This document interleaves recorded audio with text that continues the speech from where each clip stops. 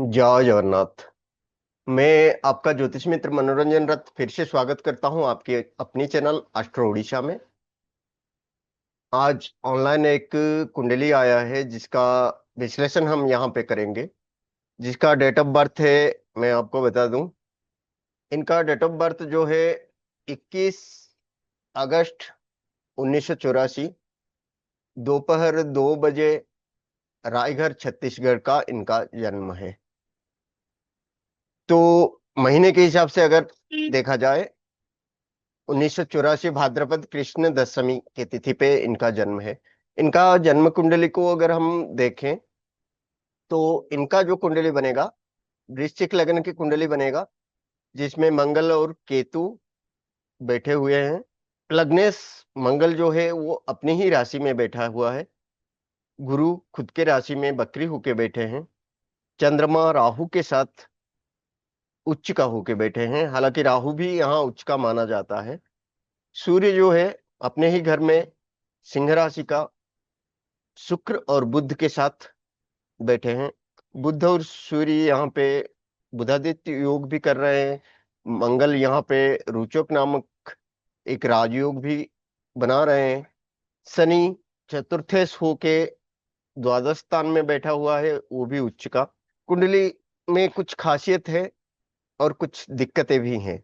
तो खास क्या है, दिक्कतें क्या है और इनका सवाल क्या है, ये चीज हम आज यहाँ पे डिस्कस करेंगे। अगर ग्रहस्पट को देखा जाए तो कुंडली जो है, या जन्म के समय में ग्रह की स्थिति अगर मैं बोलूं, तो देखिए पहले लग्न जो हो गया, वृश्चिक लग्न 28 अंश का, और लग्न का नक्षत्र जो है ज्येष्ठा नक्षत्र। ज्येष्ठा नक्षत्र में या वृश्चिक राशि में 28 अंश होना मतलब ये लग्न जो है ये विष्णव वंश में आ गया। विष्णव वंश में आने से क्या होता है, लग्न ही विष्णव वंश में आया तो व्यक्ति का जो शरीर या सेहत जो होता है वो बिगड़ा हुआ रहता है। हमेशा थोड़ा बहुत बिगड़ता रहता है, चोट चपेट की बातें भी होती है। शरीर थोड़ा, क्योंकि लग्न जो होता है हमारा शरीर होता है वो थोड़ा कमजोर माना जाता है। सूर्य यहाँ पे सिंह राशि पे बैठे हैं, वो भी 448 डिग्री का, 4-5 डिग्री का मघा नक्षत्र में बैठे हैं, जो कि अपनी मूल त्रिकोण में बैठे हैं और खुद की राशि में बैठे हैं, सूर्य की राशि में। बुद्धि यहाँ सिंह राशि में बैठे हैं, पूर्व फाल्गुनी नक्षत्र में बैठे हैं, शुक्र जो कि शुक्र का नक्षत्र होता है। शुक्र जो है सिंह राशि में बैठे हैं 23 डिग्री का। 23 डिग्री का मतलब पूर्व फाल्गुनी नक्षत्र में शुक्र का नक्षत्र ही होता है, और ये पुष्कर नवमांश में आता है। पुष्कर नवमांश में अगर आता है कोई ग्रह तो वो क्या रिजल्ट देता है, अगर अच्छा पोजीशन में है तो अच्छा देता है, अगर बुरा पोजीशन में है तो बुराई को कम करता है। ये चीजें होता है। मंगल भी ऐसी खुद के घर में बैठे हैं। मंगल जो कि वृश्चिक राशि का और 8 अंश का 14 मिनट का बैठे हैं अनुराधा नक्षत्र में, जो कि शनि का नक्षत्र होता है। तो ये भी क्या है, पुष्कर नवमास में बैठे हैं। वृश्चिक राशि में 8 अंश 15 कला जो होता है वो पुष्कर नवमास में आता है। गुरु धनु राशि में खुद के नक्षत्र में बैठे हैं, जो कि मूला नक्षत्र में बैठे हैं, और वो केतु का नक्षत्र होता है। तो वो धन भाव में, गुरु धन का कारक धन भाव में बैठे हैं। शनि जो है, शनि यहाँ पे तुला राशि पे बैठे हैं 17 अंश का, जो कि पुष्कर नवमांश में भी आता है, स्वाति नक्षत्र में बैठा है, जो कि राहु का नक्षत्र होता है। शनि और राहु मित्र होते हैं। चंद्र वृषभ राशि में उच्च का होके 22 अंश का बैठा है। रोहिणी नक्षत्र जो कि चंद्रमा के ही नक्षत्र, खुद के नक्षत्र में बैठा है। राहु यहाँ पे वृषभ राशि में पुष्कर नवमास में कृतिका नक्षत्र में बैठा है, जो कि सूर्य का नक्षत्र होता है। केतु यहाँ पे, राहु और केतु को यहाँ पे हम उच्च का मानेंगे। केतु यहाँ पे वृश्चिक राशि पे बैठा है 8 अंश 31 कला में, अनुराधा नक्षत्र में बैठा है, जो कि शनि का नक्षत्र होता है। तो ग्रह की स्थिति अगर हम देखें तो लग्न थोड़ा कमजोर है। सूर्य का पोजीशन ठीक है, अपने घर का है। बुध जो है ठीक ठाक है।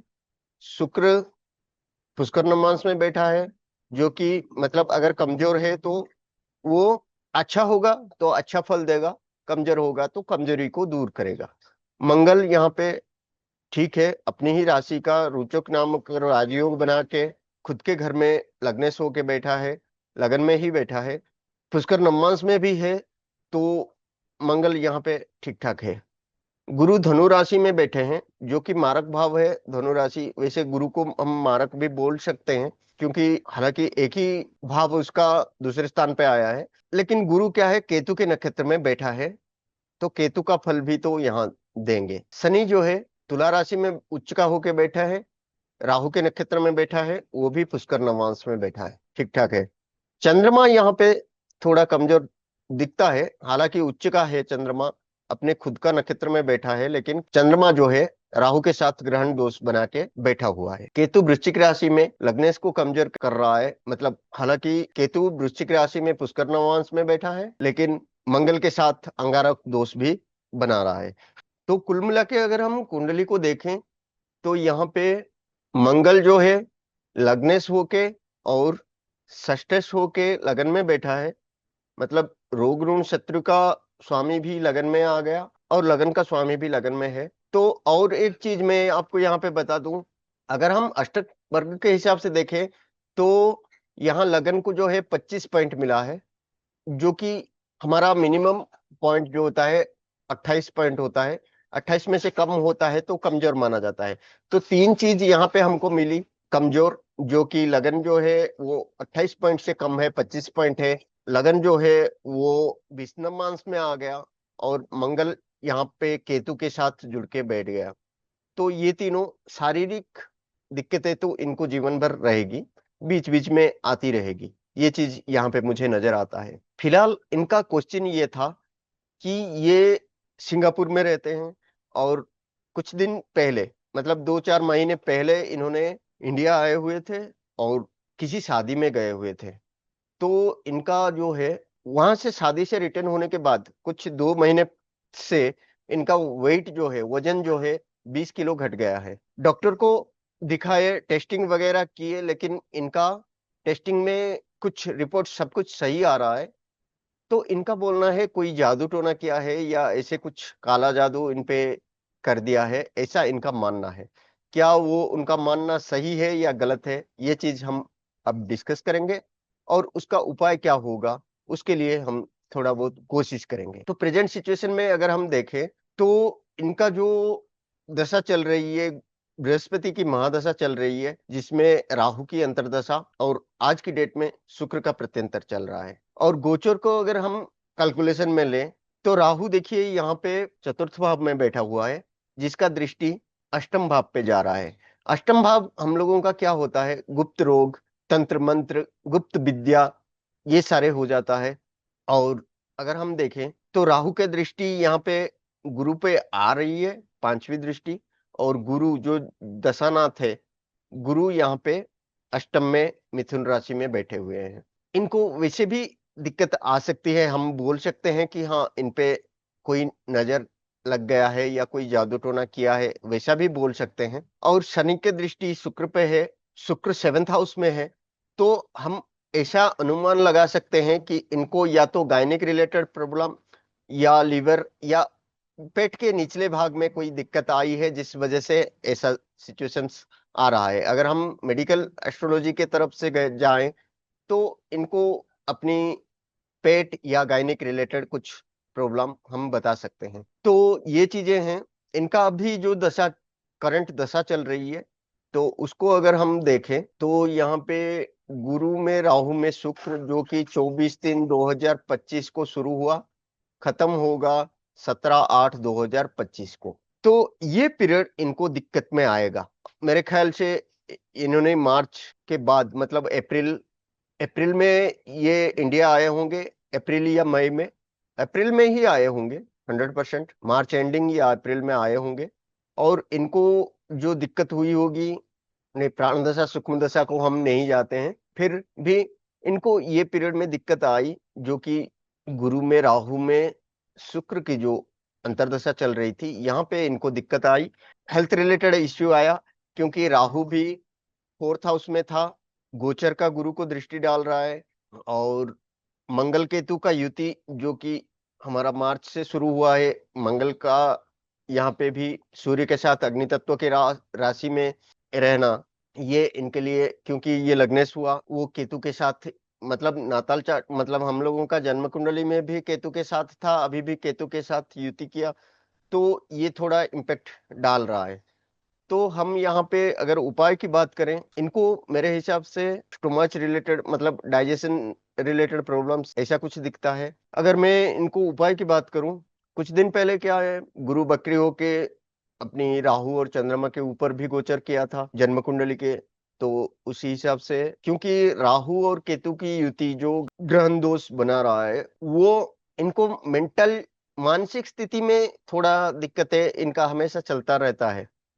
और इनको रात में नींद का कम होना, ऐसा भी दिक्कतें रह सकती है हमेशा। उसके लिए कुछ कुछ उपाय है, वो कर सकते हैं, मैं बता देता हूँ आपको। हालांकि मैं, अगर वो चाहेंगे तो मैं पीडीएफ भेज दूंगा, अगर वो मुझे कांटेक्ट करेंगे तो। राहु और चंद्र की शांति के लिए ओम रांग राहवे नमः रोज 108 बार जप करें। सोमवार को चंद्र को जल अर्पण करें। मानसिक संतुलन अगर ठीक नहीं है, तब ये मानसिक संतुलन के लिए रुद्राभिषेक या शिव का ध्यान कर सकते हैं। मंगल और केतु के लिए ये हनुमान जी को मंगलवार को पूजा अर्चना करें, हनुमान जी को सिंदूर लगाएं, जिससे कि इनका लग्नेश मंगल ठीक रहेगा। हनुमान चालीसा मंगलवार को पाठ करें। तो अभी जो दशा अंतरदशा चल रही है, जिसकी वजह से उनको दिक्कतें का सामना करना पड़ रहा है फिलहाल, ये जो मैंने बताया अगस्त महीने तक, इनका जो गुरु का महादशा है वो 2026 फरवरी तक चलेगा। तो 2026 फरवरी तक, क्योंकि गुरु जाते जाते कुछ ना कुछ सीख दे के जाता है, मतलब लेसन दे के जाता है। तो इनको, क्योंकि गुरु ज्ञान है ना, तो वो कुछ ज्ञान देगा। अभी इनको यही ज्ञान है कि ये आध्यात्मिक और जाएं। हर गुरुवार को ये ओम ब्रूम बृहस्पतये नमः, ये मंत्र का 108 बार जप करें। शनिवार को मैंने बताया राहु के लिए ओम रंग राहवे नमः, ये बात जप करें। शुक्रवार को अगर ये हो सके तो सफेद सफेद वस्तु का दान करें। चावल भी दे सकते हैं, दही भी दे सकते हैं। ये अगर करेंगे तो इनका वो अगस्त महीने तक, ज्यादा से ज्यादा अगस्त महीने तक, या 11 शुक्रवार अगर होता है तो 11 शुक्रवार का वो दान कर सकते हैं। इनका दिक्कत मंगल जो है, देखिए मंगल इनका स्ट्रांग है। इनको हेल्थ रिलेटेड इश्यू, मतलब कुछ होने नहीं देगा, मंगल सब कुछ संभाल लेगा, कोई परेशानी वाली बात नहीं है। लेकिन ऐसे जो दिक्कतें आती हैं उसको सुधारने के लिए, या हम अगर बोले तो शांत करने के लिए, हम ये सब उपाय कर सकते हैं। बाकी जो उपाय है, मैं, अगर आप चाहेंगे तो मैं डिटेल्स में आपको थोड़ा बहुत पीडीएफ में दे दूंगा। फिलहाल के लिए जय जगन्नाथ।